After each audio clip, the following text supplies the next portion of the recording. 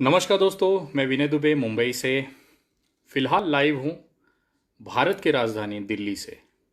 आज अपने गृह जनपद जन्मस्थली मुंबई लौटते समय दिल्ली में रुकने का सौभाग्य मिला और मुझे ऐसा लगा जाते जाते अंड भक्तों की खोदते जाऊँ। कैसे हो अंड भक्तों, गटर में हो कि गोबर में हो, जहाँ भी रहो बर्बाद ही रहो तुम, क्योंकि देश को तो बर्बाद कर ही दिया है। आज का जो वीडियो था खास तौर पे तबलीगी जमात के लोगों के लिए था। जिस तरह से देश भर में तबलीगी जमात को लेके इन भोट ने बवाल उठाया था, खास तौर पे देश का सबसे बड़ा भड़वा चैनल रिपब्लिक भारत पूछता है भारत नहीं, मेरे छोटे भाई मोहित जी कहते हैं थूकता है भारत। तो बिल्कुल उस चैनल की जो सबसे बड़ी दलाली है, भड़वागिरी है, उसको मैं नमन करता हूँ। और ख़ास तौर पे ये वीडियो समर्पित है तबलीगी जमात से जुड़े लोगों से, उनके साथ में उनके लिए आदर रखने वाले लोगों से, क्योंकि मैं एक भारतीय होने के नाते मुझे शर्म आती है कि तबलीगी जमात के लोगों को बेवजह आरोपी बनाया गया कोरोना के मामले में। तो मैं उन तमाम तबलीगी जमात के लोगों से जो विदेशों से भारत आए और इस भारत के अंदर आके अपमानित हुए, उन तमाम तबलीगी जमात के लोगों से, उनमें आस्था रखने वाले लोगों से एक भारतीय होने के नाते मैं क्षमा चाहता हूँ। मैं उनको सॉरी कहना चाहता हूँ और इसके लिए आप तमाम लोगों से कहता हूँ कि अगर आपके दिल में कोई भी इच्छा हो तो #सॉरी तबलीगी जमात आप चला सकते हैं। कोई ज़बरदस्ती नहीं, हमें ट्रेंड नहीं करना है, लेकिन एक भारतीय होने के नाते हमें ये जिम्मेदारी होती है। हमारे देश में आए हुए मेहमान के साथ इतनी बुरी तरह से बर्ताव किया गया, उनको उठा के जेल में रखा गया, उनको बेइज्जत किया गया, एक अपराधी के तौर पे उन्हें देखा गया। उसको कहीं ना कहीं देखते हुए ये हमारे लिए शर्म की बात है, हमारे देश के लिए शर्म की बात है कि हमने अपने आए हुए मेहमानों के साथ इस तरह का बर्ताव किया। आखिर वो गलत होते तो माननीय उच्च न्यायालय को इस तरह के निर्णय न देने पड़ते कि वो बेगुनाह हैं और तबलीगी जमात जिनको भी जेलों में रखा गया है उसे तुरंत छोड़ा जाए। चाहे वो मुंबई हाई कोर्ट हो, चाहे वो दिल्ली हो, लगभग सब जगहों से ये फैसले आ रहे हैं। तो कहीं ना कहीं कोर्ट ने ये माना है कि वो बेचारे बेगुनाह हैं। जिस तरह से नरेंद्र मोदी जी की भांड मीडिया ने इसका तबलीगी जमात का गलत उपयोग किया केवल अपनी नरेंद्र मोदी जी की गलतियों को छुपाने के लिए, तो मैं तमाम लोगों से कहना चाहता हूं, अगर आपको लगता है कि उन विचारों के साथ गलत हुआ है, उनके साथ अन्याय हुआ है, तो एक क्षमा बोलना बहुत ज़रूरी है।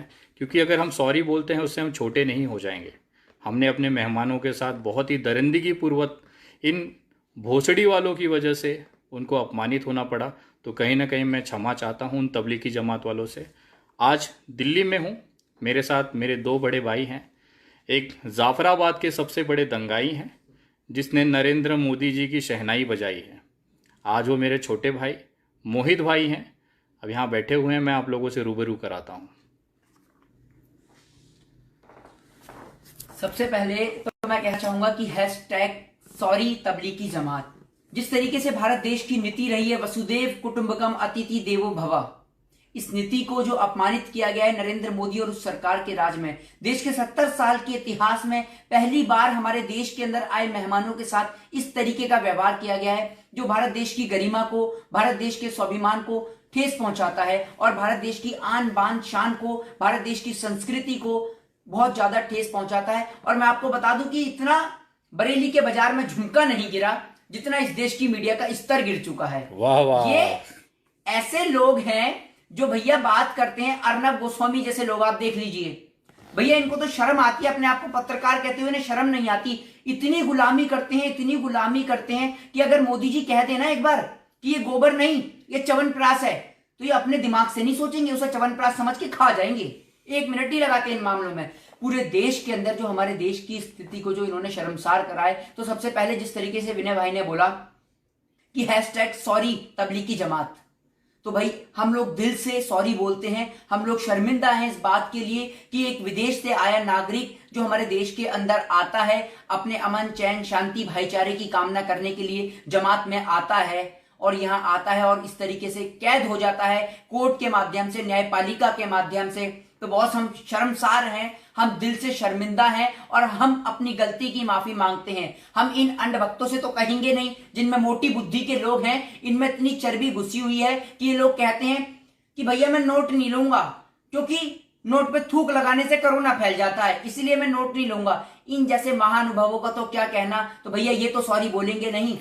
लेकिन मोहित भाई, रोकना चाहूंगा मैं जी, आप उन्हें ऐसे नोट पे थूक लगाने वालों को भड़वे और भोसड़ी वाले कहते हैं जी, बाकी आप शुरू रहें, पेलते रहें।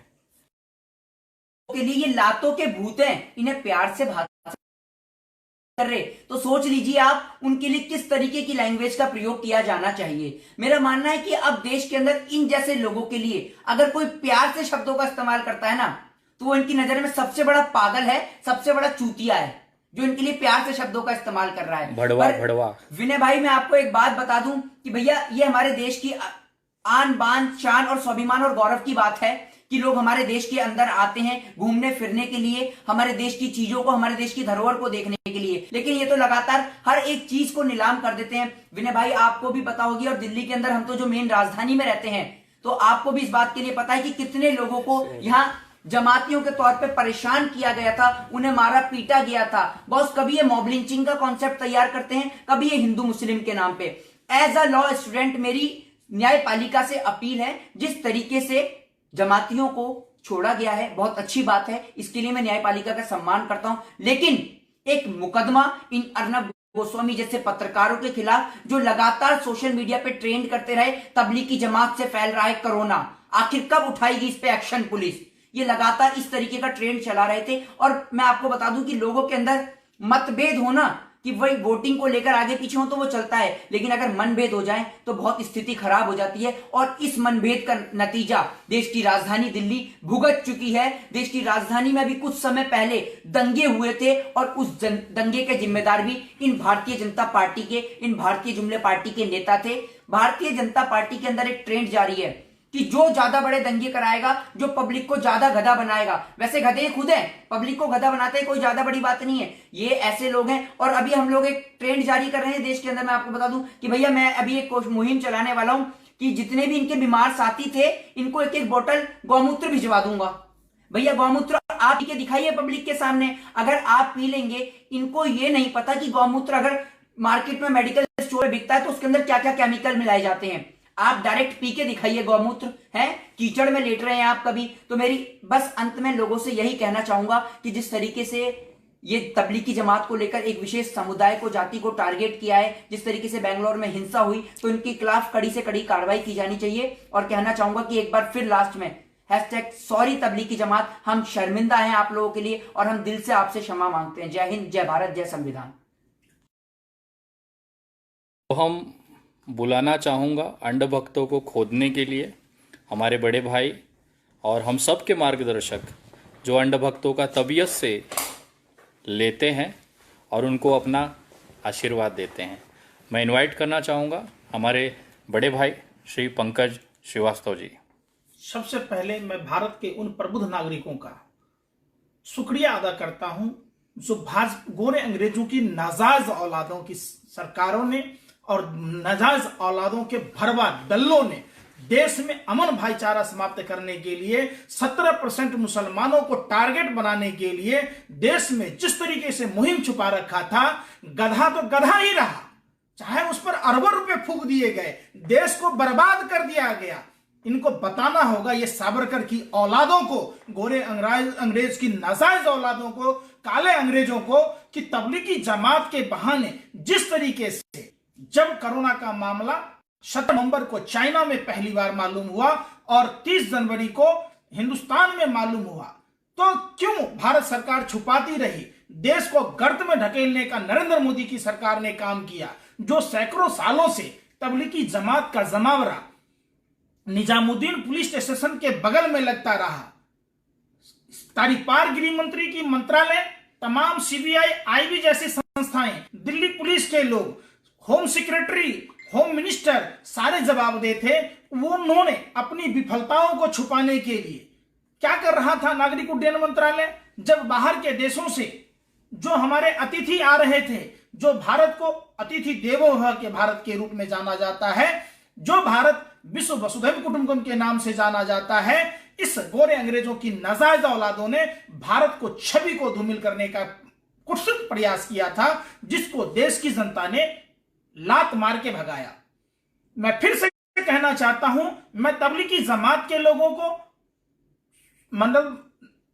माफी मांगता हूं कि हमारे देश में गोरे अंग्रेजों की नाजायज औलादों के द्वारा जिस तरीके से आपको प्रताड़ित किया गया, आपके ऊपर जुल्म ढाए गए, इसके लिए हम माफी के पात्र हैं। भाजपा, आरएसएस और देश के दलाल मीडिया के भरवे पत्रकार, दल्लो पत्रकारों को जो रात दिन सिर्फ यही दिखाते थे कि तबलीगी जमात कोरोना बम, इस पर जांच, आज इन भरवों पर राष्ट्रद्रोह का मुकदमा चलना चाहिए, क्योंकि इन्होंने विश्व में भारत की छवि खराब की है और मुस्लिम देशों में जो हिंदुस्तान के लोग काम कर रहे हैं उनके रोजी रोटी पर खतरा मंडरा रहा।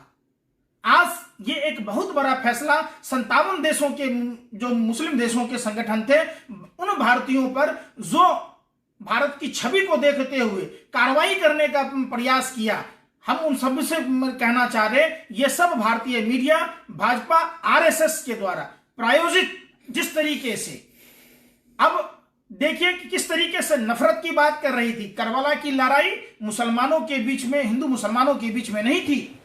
रामायण और महाभारत हिंदू मुसलमान के बीच नहीं थी, धर्म के शैतानों के बीच में थी। नरेंद्र मोदी जी कालनेमी राक्षस की तरह भगवा वस्त्र पहनकर हिंदू धर्म को बदनाम करने का काम कर रहे।